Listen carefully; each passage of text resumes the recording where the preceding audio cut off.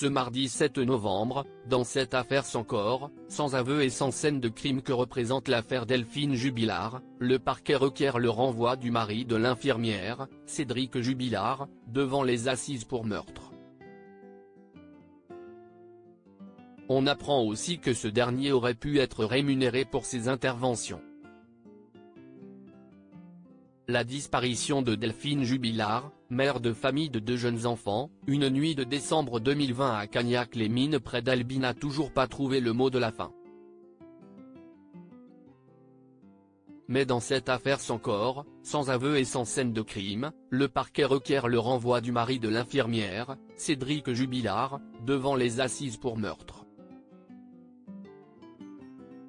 CIST ce qu'on apprend ce mardi 7 novembre dans les colonnes du Parisien. Depuis longtemps déjà, il s'avère être le principal suspect et est actuellement en détention provisoire.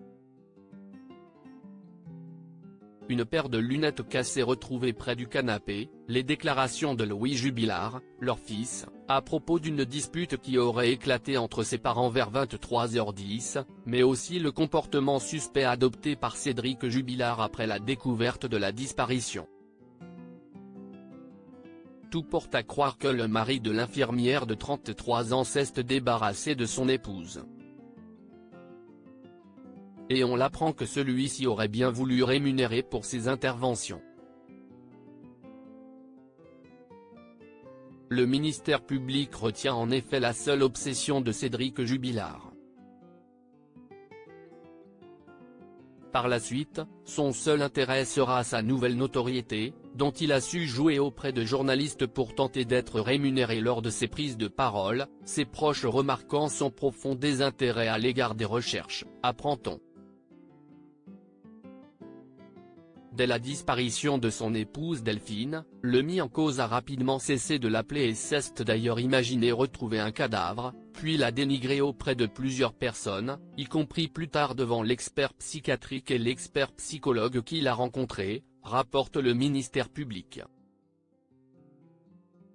Il appartiendra désormais aux juges d'instruction la charge de rendre leur ordonnance de mise en accusation devant la cour d'assises du Tarn, rappellent nos confrères ce jour.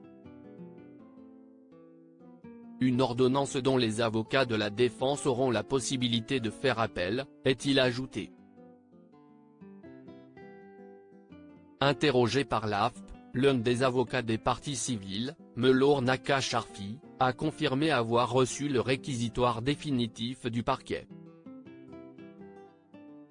Si le parquet a pris ce réquisitoire, CIST que tous les éléments constitutifs de l'infraction sont réunis pour le renvoyer devant la cour d'assises, a-t-il estimé, sans plus de précision. Cédric Jubilard reste présumé innocent des faits qui lui sont reprochés jusqu'au jugement définitif de cette affaire.